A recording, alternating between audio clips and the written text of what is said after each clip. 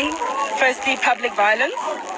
The second one, assaulting of a police officer and contravention of the court order. You'll recall that they were handed down a court order not to intimidate and harass foreign nationals.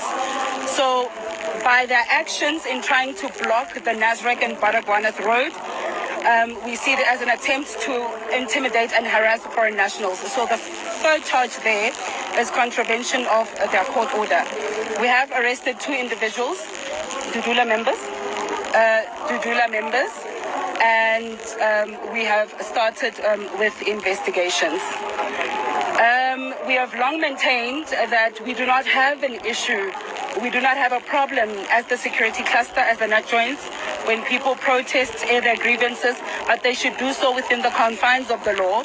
We had maintained that we will not allow any lawlessness, any barricading and blocking of roads, and we do believe that their actions was meant to block the motorcades of the heads of states, as well as the dignitaries that are trying to access the Nasrec venue. So it is on that note that we have opened those charges, or fresh charges against them. Public violence, assaulting of a police officer, as well as contravention of the court order. Hello guys, welcome to Amor-Zone TV. I hope you're okay. So Mina, I'm not disputing what the police are saying concerning the area or where they placed Dudula. They said you can if you want to picket, you can picket in this spot. So if Dudula truly forced themselves to go to where they were not supposed to be, then I'm not trying to defend that. If they broke the law, then they need to be, I don't know, the punishment they will get from them. But the truth is, even this thing of arresting each other or picketing during the G20 was not going to be there if police were doing their job, if the government was doing what it was supposed to be doing in the country for the citizens of this country. They are fighting for the illegal foreigners, and they are not even ashamed to say it. Glendamate is saying Dudula is having this court order because they are fighting that they don't want illegal immigrants in the country. Is it wrong for them to do that? Now they are saying Dudula was there to intimidate again foreigners. Dudula was not there for that. These foreigners now they are talking about is the G20, this president from all over the world that are there, that Dudula was there to intimidate them. It means they broke the law again and they are still under this court order. So it's a crime to do that.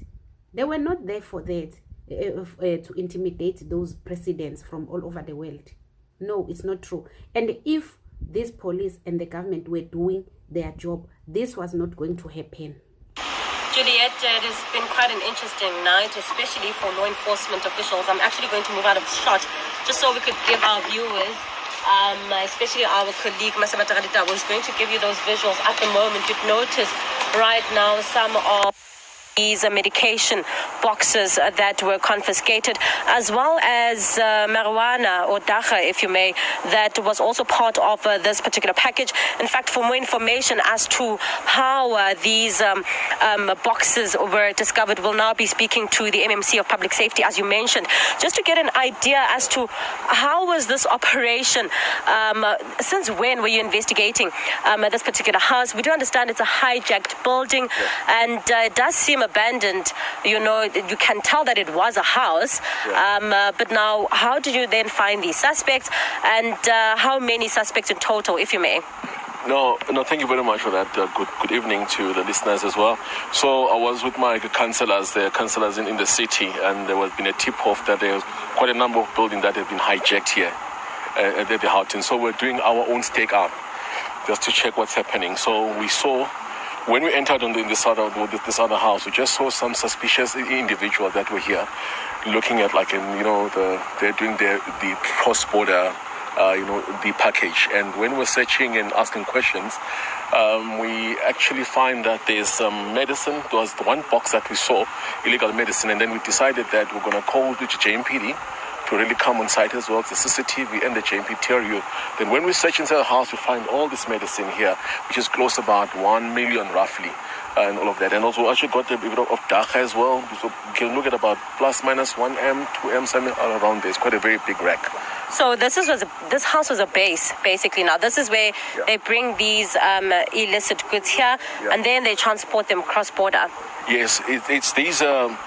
Most of these houses, they've actually been hijacked, and some of them are used for carrying these goods, for the cross-border. Some of these guys, they actually ran away from the city because we've been doing the operation with the councillors Te and Councillor Sihle, because they're the councillor around the area. So they ran away now. They're actually coming into the hijacked houses, and we follow them here. Well, thank you so much, MMC. We'll leave it there for now as we try and get more information with regards to that, Juliet. I'm actually going to move out of shot once more, just so you see what is currently happening. In fact, this is quite a huge building. It's raining right now, and it's also quite dark, so our viewers might not be able to see the full picture, but it's quite a huge compound. The yard is actually really big, and you'd also notice some of the things that are here at the moment. You see some bed mattresses, you see a number of cars. Actually, we counted about 8 cars in one of these yards alone. They are now confiscating those boxes, and then the estimated value at this point will only be confirmed once the counting and all these boxes have been accounted for.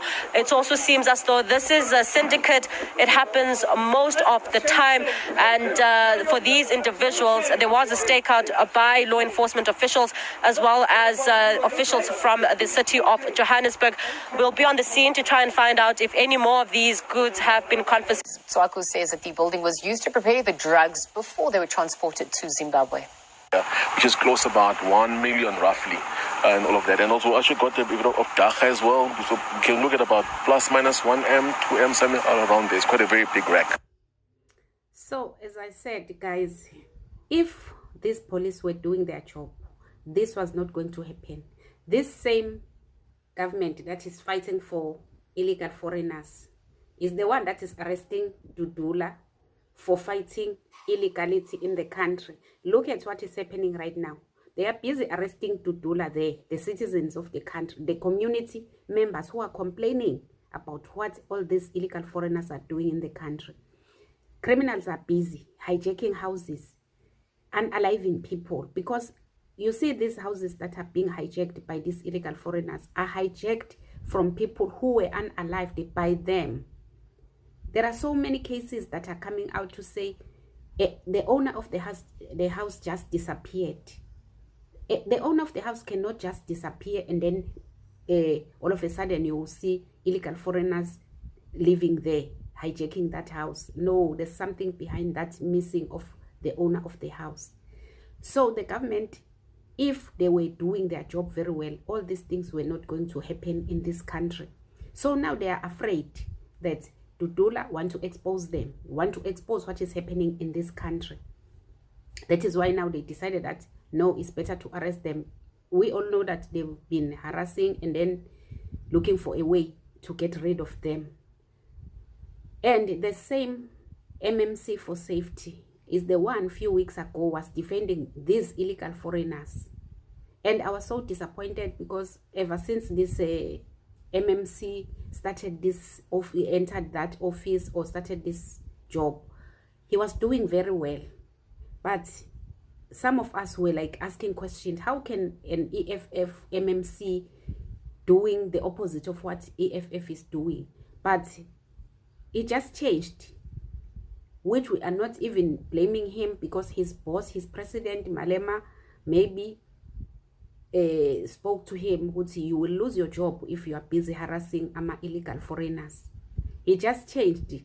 All of a sudden, he just changed and started defending illegal foreigners. Look at what their fellow brothers are doing in this country. We are not saying South Africans are not criminals. But as I'm always saying, you can never find a South African doing all these things in Nigeria, in Zimbabwe, in Malawi, in Tanzania. You can never find a South African going there to destroy the youth of these other countries in Africa. They will come out and say, are there no criminals in South Africa? Of course they are, but they are doing all those things in their own country. Unlike these African foreigners who will come here and destroy the country. No country in this world, not only in Africa, that is complaining about illegal criminals or South African criminals that is busy harassing them in their own countries. Not even one country is complaining about South Africans out there. Anyways, guys, thank you so much for watching. Don't forget to state your own views on a comment section. Like, share the video, and subscribe. Love you guys. Bye.